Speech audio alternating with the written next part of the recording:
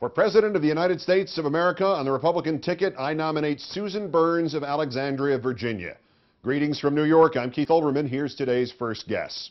When the milquetoast conservative columnist of the New York Times is out bemoaning the vapidity of the Republican presidential field, you know it's pretty damn vapid. He pointed out that right now it's basically Tim Pawlenty versus Herman Cain, the bizarre pizza magnate and commentator. The columnist complained that no one else was stepping up to compete for the right to lose to President Obama just under 600 days from now. The two possibly electable Republicans have both said they are not running. That blank slate Senator from South Dakota John Thune and former Florida Governor Jeb Bush. Presuming this is the Bush who isn't lying, we move on to those lingering on the edges of candidacy. Let's review them one by one and see how uneasily the crown sits on the head. President Michelle Bachmann. President Mike Huckabee. Oh my. President Newt Gingrich. Seriously. President Rudy Giuliani.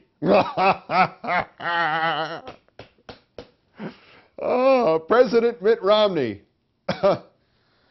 President Donald Trump.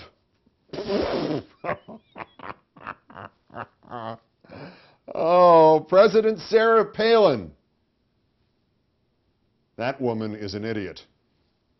Seriously, the Republicans will not produce a viable candidate because they have none to produce. But even if there were one, the debates, for which I'm already selecting my choice as popcorn, would cut him or her to ribbons. The GOP, the GOP, may be perfection itself when it comes to messianic messaging or don't talk back talking points. But individual Republicans are consumed by power lust and thus are cosmically incapable of getting out of the way of even the most obvious of choices.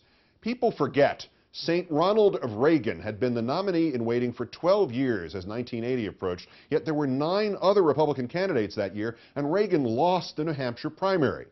So can you picture Donald Trump debating Michelle Bachmann? Can you imagine the sheer joy of watching Newt finally unleashing his inner rage against Palin? The more I think of the GOP's plan to sell the television rights to their debates, the more I'm for it. In fact, I think they should sell them to the people who are doing wrestling pay-per-view. As academic as the 2012 Republican nominating campaign may seem, there are still occasional bursts of relevant information. We learned in the last week that Congresswoman Bachmann told voters in Iowa that she is a 7th-generation Iowan, even though it's apparent her ancestors immigrated not to there, but to Wisconsin. Mr. Trump went on Billow the Clown and said that if we didn't steal $1.5 billion worth of oil from Iraq, all our soldier victims there were, quote, would have died in vain. Trump also released his birth certificate. He withheld, however, his hair's Monsanto wear-dated tag of approval. Mr. Gingrich, meantime, jumped a shark of imagery, even for him, even for his party, quoting, I have 2 grandchildren. I am convinced that if we do not decisively win the struggle over the nature of America, by the time they're my age, they will be in a secular atheist country, potentially one dominated by radical Islamists, and with no understanding of what it once meant to be an American.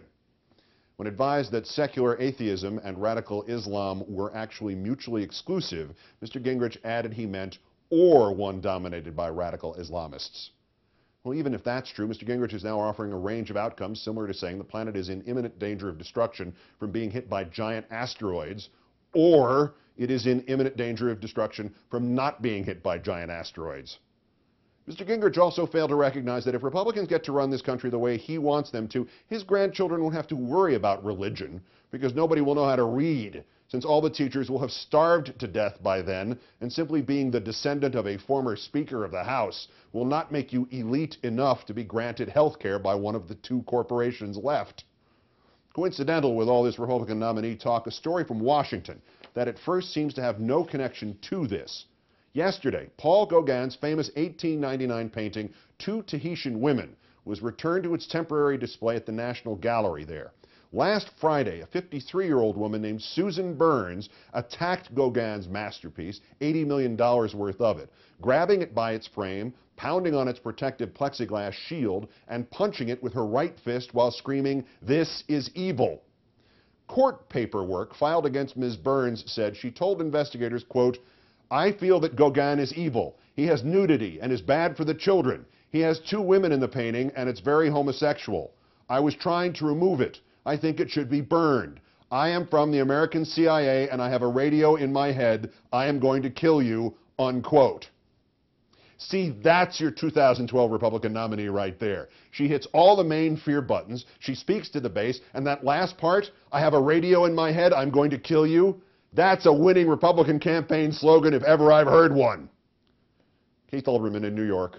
See you in late spring.